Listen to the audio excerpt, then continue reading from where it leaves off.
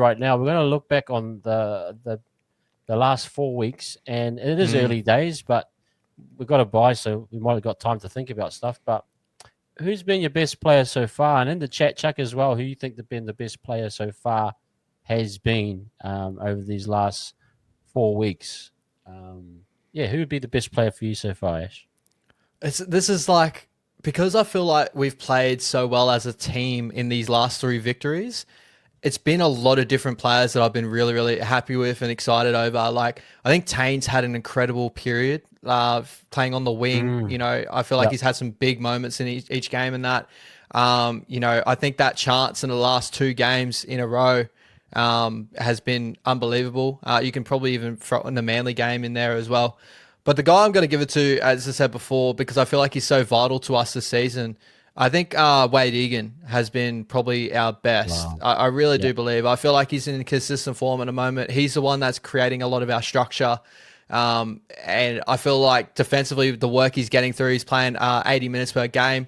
I think he's just so vital for us. But again, I could throw up that many different names. Erin Clark's been solid. Ali Yep. Leotoa. But we've had Alice, such a good yeah. team performances.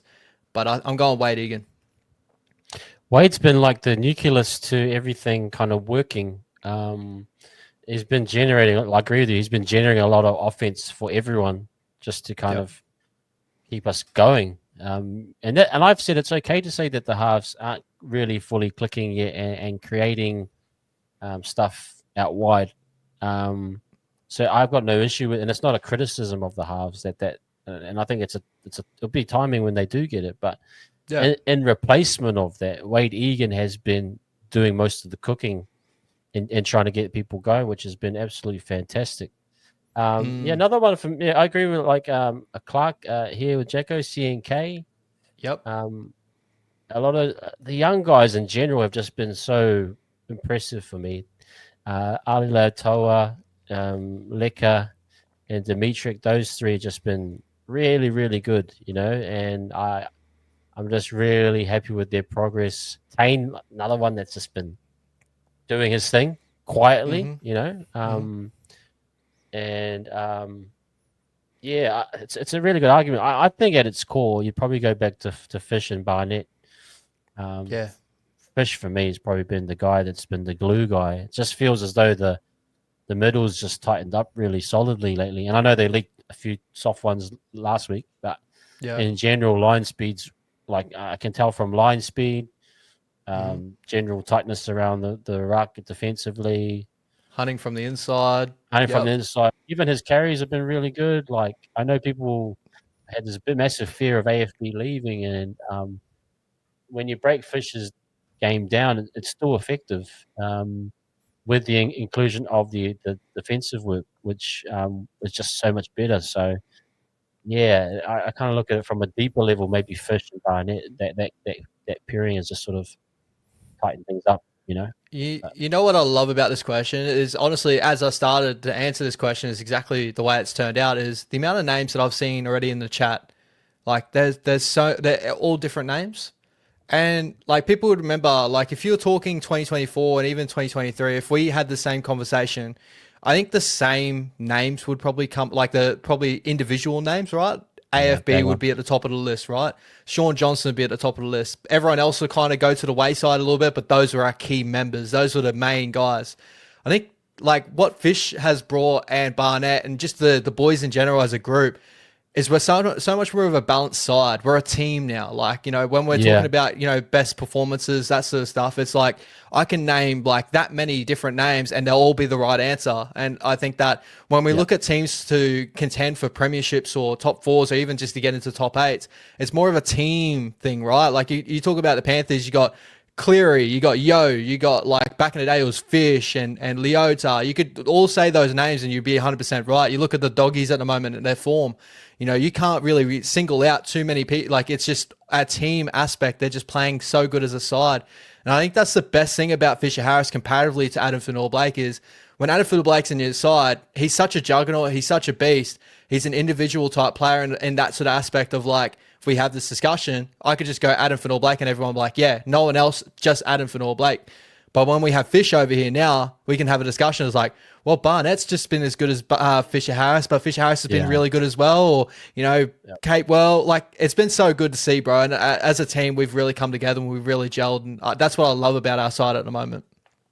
Yeah, it's more well balanced, and the performance is showing that points are coming from everywhere. And I think it's similar comparisons to people that talk about basketball being a team sport where you find the open man, and on any given night can be anyone that has a great game if they're playing as a team. If they're passing the ball around and getting an open shot, it's kind of that vibe as well with the Warriors where you're not seeing clear patterns of going to the right every time, Yeah. or going to the left every time. It's like we'll try and figure out as a team how we're going to break this team down. So I think it's much more balanced. Well, if you want to have fun with this too, bro, as you just said before, like, what was our better attacking edge you believe against the Manly Seagulls? Well, it was right edge, wasn't it? Yep. And then, like, think of the Roosters game. Our points came from probably both sides of the field, right? Ali Leotar probably stood out number one on our right side. In Yeah, this game, I felt like our left side really, had a lot of good ability as well. And Leko obviously scoring the try down the right side. Like, we're so much more balanced in areas of where we're going to attack. Like, sometimes it does feel like the right side maybe goes cold, we're going to go left. But, there is times where we've seen Ali Leotar just absolutely brain it. And when we talk about those games as well, like, when I think of Manly Seagulls, I think of Metcalf's performance. I think of, just like, I can bring up those names, but then I think the Roosters game, Ali Leotar stepped up. He had a game-breaking performance. So this game, Lek Alasima had a game-breaking performance. Like, just different names are poking their heads out and saying they're going to take over the game instead of everyone looking at Adam Fanor-Blake and be like, what are you going to do? Are you going to pick it up? Are you going to do it for us? Everyone's doing yeah. it for each other. We said that too. That had to be the weight of responsibility had to be on everyone. And it's great because you're seeing tries now that you don't typically see or haven't seen before. Yep. And you got like a long range try with Liquor scoring. You got that try that Metcalf got working through the ruck. You got some tries on the edge. You got try even like last week where CHT got a bomb put up for him and Yep. he scored. Like those are good types of tries too. Like I don't think tries should always come from set plays. No. I'm a big like off the cuff try scoring type guy. If you can, like Pompey's try was great too. Like Yeah. I appreciate points coming from everywhere. Instead of knowing, okay, we're going to build our set and go right here, and sometimes it can be unstoppable, but at the same time, it's like teams start to gear towards your favored side, and so I think it's a lot more balanced this year. 100%. Yeah, for sure. Most improved, and I know this is early days.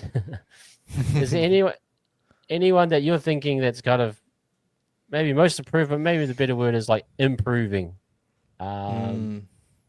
Could it be the young guys? Is it one of the older guys? Is it where would you? It could be a group of players. It could be the halves. It could be anything. What's your thoughts on kind of most improved that kind of thing? It's again, this one's a tough one in a way. Like, I think that the first couple of names that came off the top of my head was Jackson Ford, probably, but that was more of like, I guess probably everyone else's thoughts on Jackson Ford. But I think that he's improved in his areas of like cleaning up a little bit of his game with his errors and stuff. And I think that helps him when he goes to the middle. He doesn't have to worry about those sort of things. But here's the first name that popped to my head where I believe like the fan base's view on Jackson Ford got tainted after 2024. Where 2023 had an incredible year, right? And we saw him on the edge. He had a lot of big moments in that. Where 2024 was probably error riddled, stuff like that. I think that he stepped up and had an incredible start to this year. In the game in general, the other night, shout out to Ed Gossie. Like, Yeah, we love. oh man, it Nah, feels we so love good it. to see him have that performance. I know that we can be a bit stink on him sometimes, where he has his error riddle games, but these are one of his diamond games. Again, I wouldn't say he's most improved because you never know. Next week it could turn out with something else. But I got to give him credit where credit's due. He was incredible this week, and very very happy for him as well.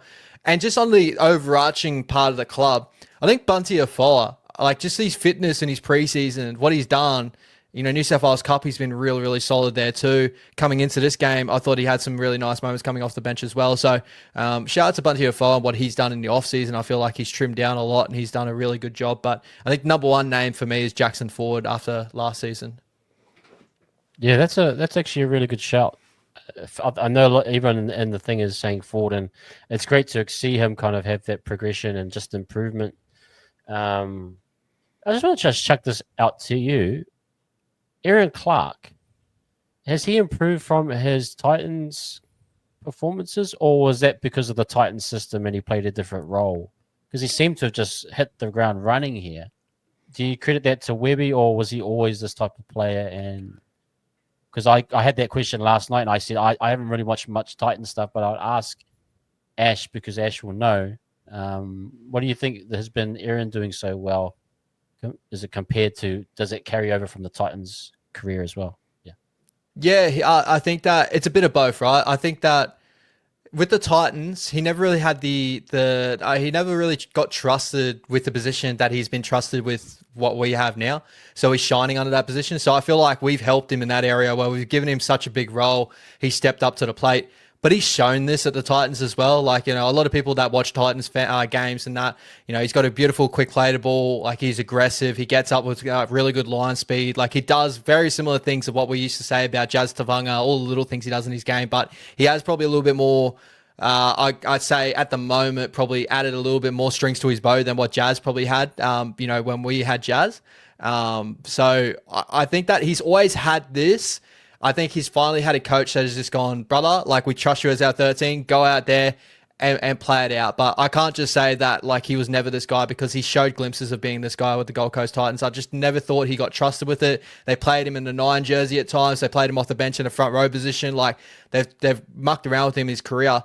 But now coming to us where he's had a bit more of a settled spot, I think he's finally showing the ability that he does have. So I wouldn't say that he never had this before, because he has showed glimpses of it. But I think now we're giving him a consistent role. He's living up to what he believes. Like, he's showing everyone what he is.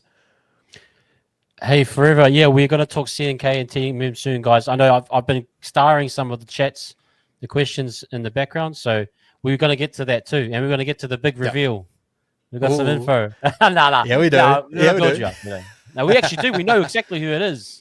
It's April Fools, you know what I mean? Nathan Cleary's coming back. No. Cleary, guys, you can announce it right now that Cleary is coming back in 2020. Yeah. But we'll get to this forever. No worries. We will, bro. I'm just saving it up. The young guys' progression, just quickly on them, is it where you thought it would be? And I context-wise too, is that we thought that these guys should have been given opportunities last year. Now we're starting to see that those three, Ali, Dimitrik, and Leka, are now starting to get their moment. Is the progression ahead of what you expected, or is it just right where they are is actually how they should be going right now? I think it's a bit of both. Like, they've showed moments where they are ahead of schedule in a way. But like, I love that how Webby's kind of really easing them in, and they're starting to get a little bit more minutes over time. They're getting themselves into really good positions. Like Webby, when we started the season, everyone was complaining that Dimitri Vaimonga and all that late in the game, he got shit minutes, right? Like, the 19 minutes at the end of the game where he couldn't really do anything, right? But now we're starting to see he's starting to get a more of a game role mid-game in the crunch time. And he's trusting him with those minutes, and he's learning a lot of things. And I think that with Ali's development, I think he's definitely ahead of his schedule. People are starting to see like the ability that he has, and he's incredible. I feel like that he's very safe and sturdy in that center position, and I've really enjoyed a lot of his game this year. Not just the game-breaking ability, but more of the stableness that he had. Like, he had that when he first came to grade, but we saw last year with some opportunities that he still needed to clean up in a couple of areas. I think he has done that this year. And Leka for me, as much as I say that he's incredible, I expected him to be freakish, all this sort of stuff. You don't ever expect a 19-year-old or an 18-year-old to get into first grade in your first 2 or 3 games. Everyone's looking at you going, "Oh my God, you're an absolute freak." So he definitely is a little bit ahead of schedule in that area. But I would say he's still coming off the bench. He still have put in moments where he's not having the big starting role or anything like that just yet. So that will come in time. So I think they're all going at their own pace, and they're all on plan. We'll call it that. There's some up, some down, but they're all going on the right Tracking track. well.